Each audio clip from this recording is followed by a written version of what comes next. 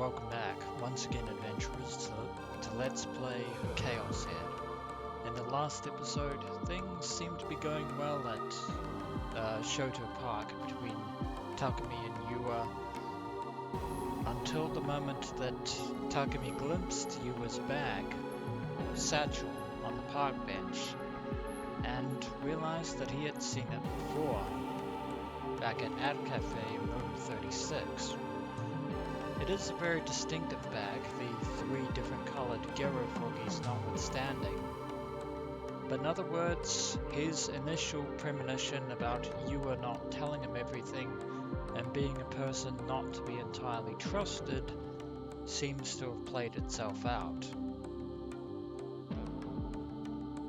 To make matters worse, Yua found the metallic stake that Takumi had inadvertently brought back with him and had, in a panic, thrown away, and it had flown under the bed. That was the object that had startled her when she was trying to clean his room.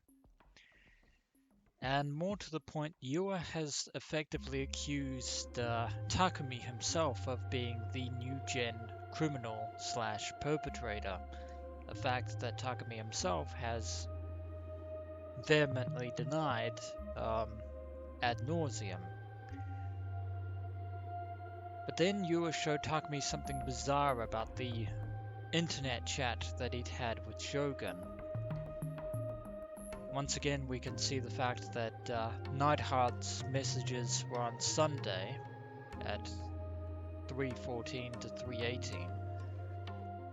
But Shogun's messages seem to have been posted the following day in the evening, just before 8 o'clock.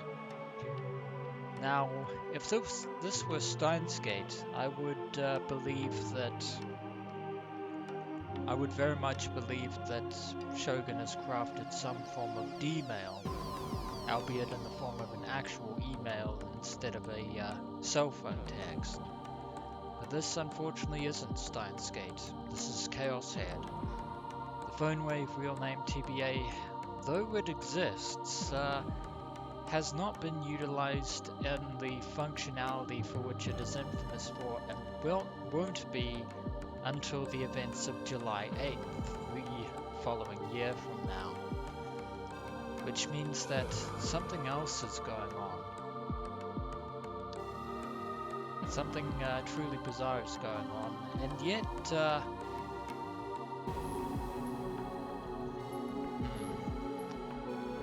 well, there are a few things. For example, if Yua had actually had the opportunity to see Takumi's PC firsthand, she would realize that while the messages were supposedly sent on Monday, they would have been received on Takumi's PC on Sunday, which would change the facts of the case immensely. And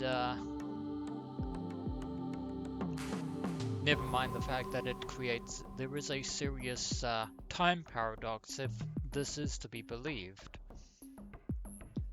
Because if you actually look at, timestamps aside, lining up the different elements, Takumi, as we all witnessed, was actually interacting with Shogun. But, we don't know why precisely why the timestamp seems to be out of place. But for some reason, Yua is saying that Takumi has somehow precognitive powers and can thus see into the future. そこにあるナイトハルトは西条区。発言時間は9月28日の午前3時だ。We've already established that much. そして翌日、あなたはアットカフェに行ってます。西条くんがアットカフェに行くのは学校帰りと決まってる。That is unfortunately true. そして学校に行くのは週に 2.5 回。あなたのクラスメイトから聞いたんですけど、先週あなたが学校に来た日は月曜日、水曜日、木曜日、先週の月曜日は9月29日、将軍の発言時間と同じ日です。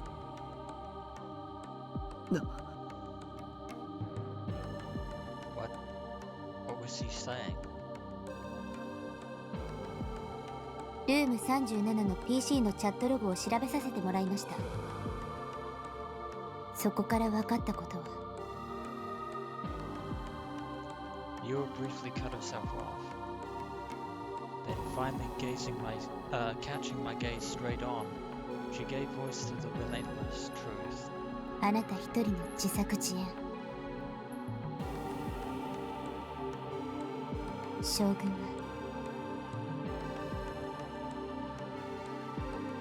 あなた自身。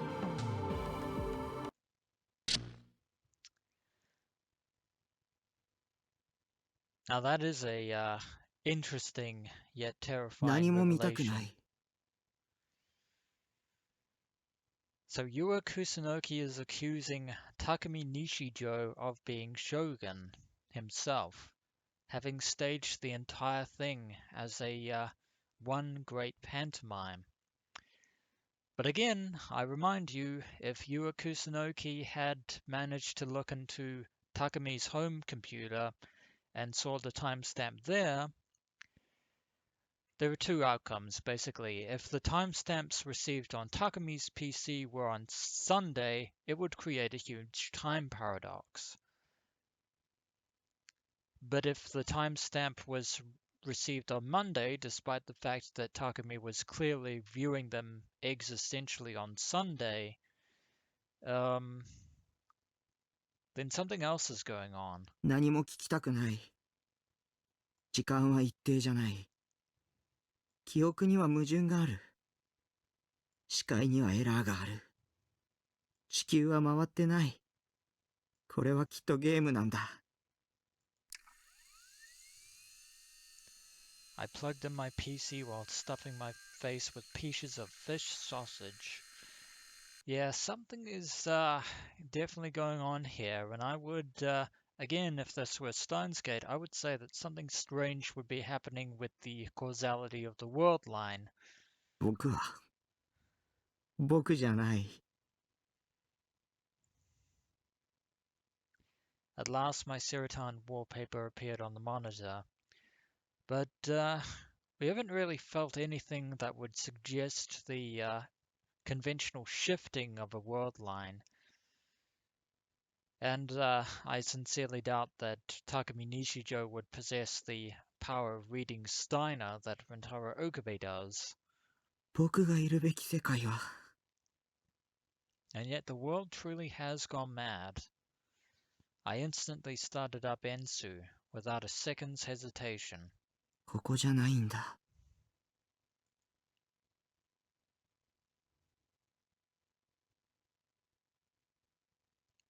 Once again drowning his sorrows. And we're on chapter 2. Click Me. A very Lewis Carroll-esque reference there.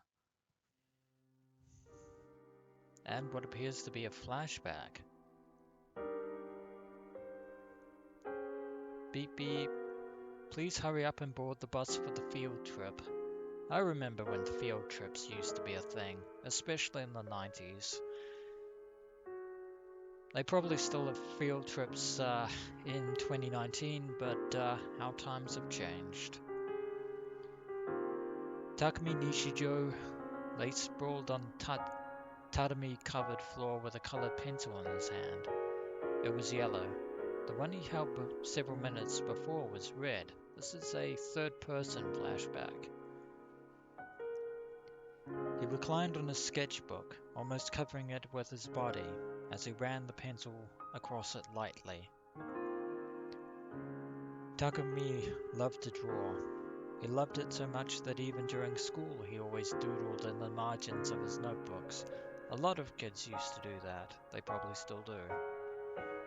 The TV, which had been turned on even though no one was really watching it, was currently playing the morning news.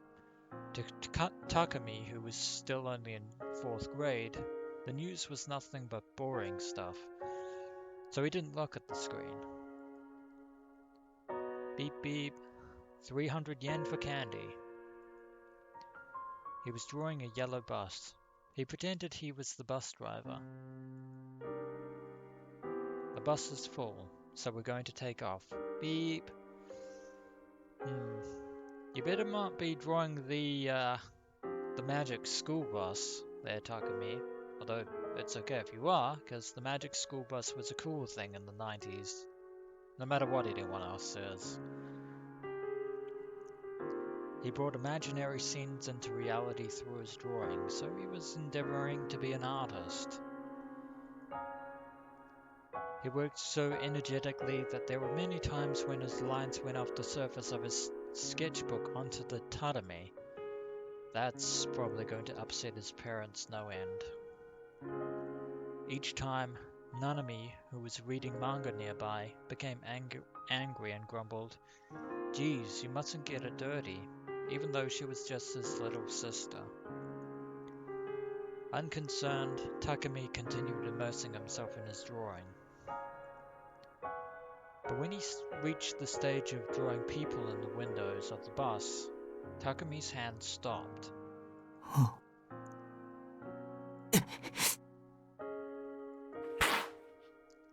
And he deliberately tore apart the sketchbook.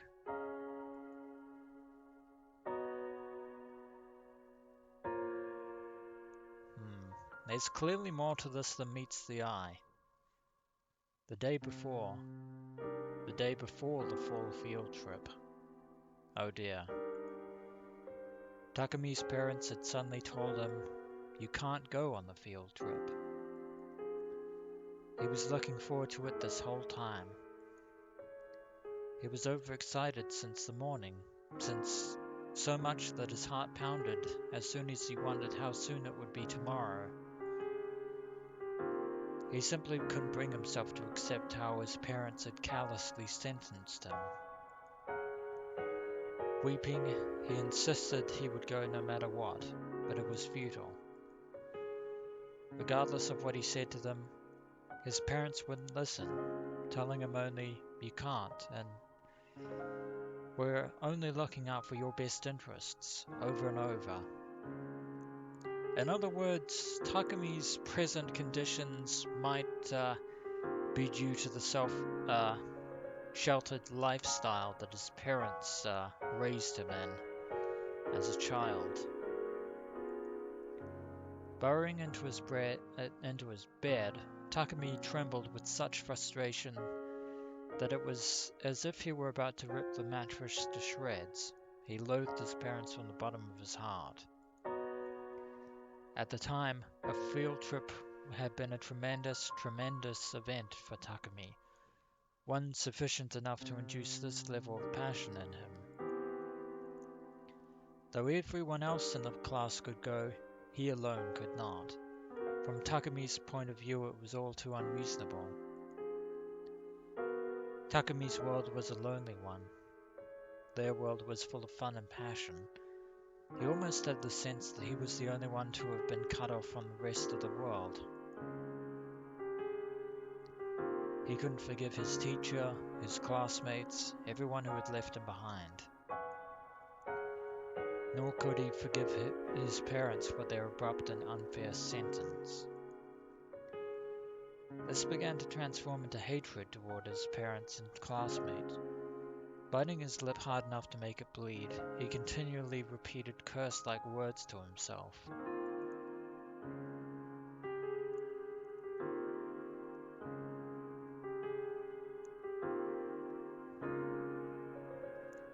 Next morning.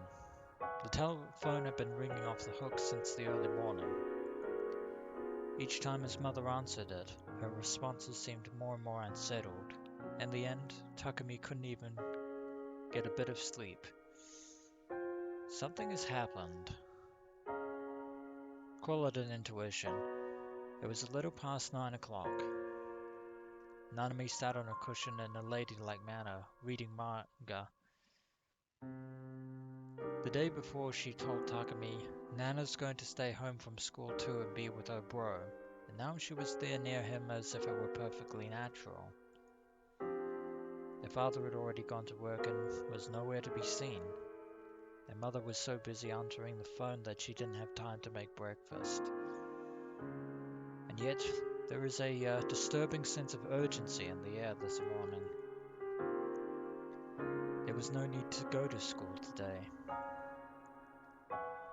Still sulking, Takumi opened his sketchbook and began drawing to clear away his gloom. But his irritation wouldn't go away, and right when he tore up and flung his sketchbook away in annoyance, あれこのバス Nanami raised her voice in confusion. Takumi thought she had been talking about the drawing he'd been working on, but her eyes were glued to the television. ねえお母さん Nanami yelled for their mother, who even now was responding to another phone call. Listening from beside her, Takumi absent-mindedly followed his sister's gaze to the TV screen. The screen showed the spectacle of a fallen highway overpass. Only an area of about 50 meters in size had collapsed. Unfortunately, a single bus that had happened to be passing over that one spot became caught in it and lay toppled sideways beneath the overpass. And something tells me that that isn't a public transport bus. It was indeed the bus that Takumi was supposed to have ridden. The bus that all his classmates had been riding. A single glance was enough for him to imagine most of what had happened. His classmates were reflected on the screen. One was crying. One had his forehead covered in blood. One was being laid on a stretcher and carried off to an ambulance. A pale-faced reporter described the circumstances of the accident, but Takumi didn't really understand what he was saying. タクちゃん大変よ His mother stood stock still at the entrance to the room, face pale, still gripping the phone. 遠足のバスが高速道路で事故に遭っちゃったんだってそれ今テレビでやってるそれで斉藤先生が is dead. For some reason, Takumi was certain of it. Everything being shown on the news right now bore a powerful resemblance to what he had envisioned in frustration and hatred the previous night. One thing alone resided in Takumi's heart, the peculiar conviction that he was the possessor of precognitive powers. That's a curious theory to come to.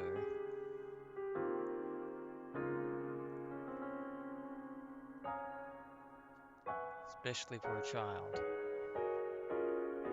An ESP investigation TV program he had seen long ago was carved into Takumi's memory. The precog who had appeared on that program had startled the contemporary world with his display of overwhelming supernatural abilities. In one test, 12 items were to be placed in boxes labeled from 1 to 12, and the precog was to sit in a different room with cards that he had placed that had the items' names on them and predict which boxes they would be placed into. Only afterward would some staff members in a different room actually place the items in the boxes. When they tallied up the overlap between what was predicted and the box's actual contents, the precog's 90% success rate made the show's hosts go wild. Some people do have a interesting knack for being able to get things right during predictions. However, they are nothing more than predictions. And of course, knowing, there are only two ways that you would actually know for certain. A, if you clearly had such abilities, or B, if the entire thing was a hoax right from the very beginning, basically set up that way. Of course, getting a 90% instead of 100% every single time would make it less likely for it to be a hoax, but there is still some room for reasonable doubt.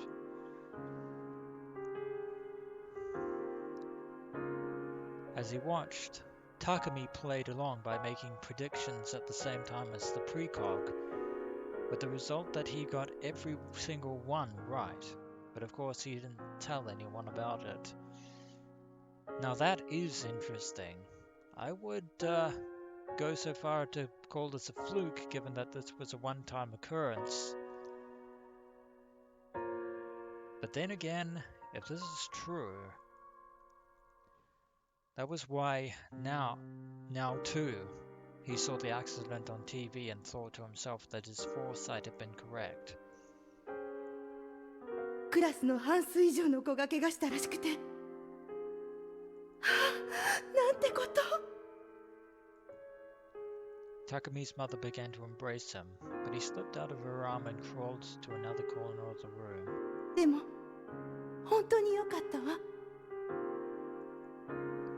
His mother murmured emptily, her gaze swimming through the air. 今日、タキちゃんを休ませておいて、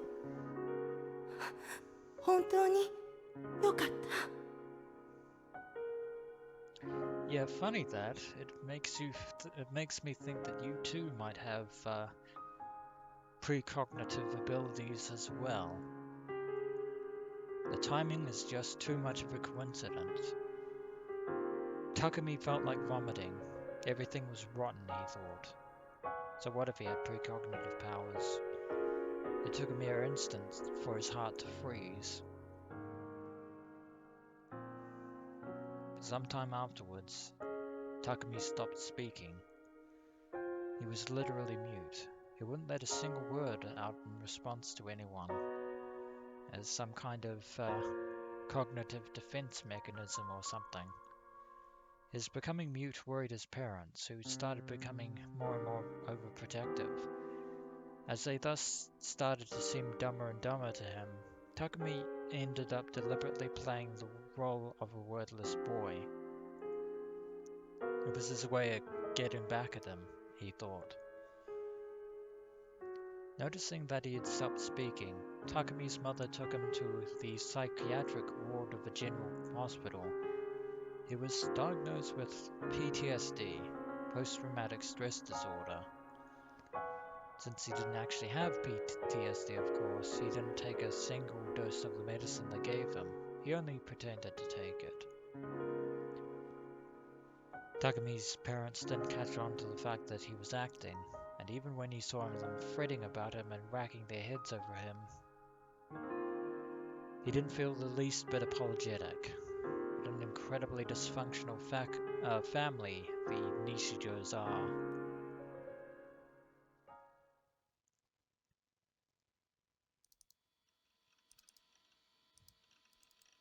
An interesting glimpse into the past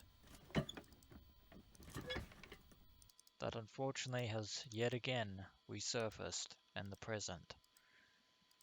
Everything feels like a lie. Indeed it does.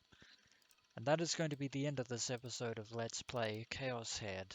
And when we return, adventurers, we shall have to try and piece together where we go from here on out, given everything that Yua Kusunogi has informed us of. As always, dear adventurers, until next we meet.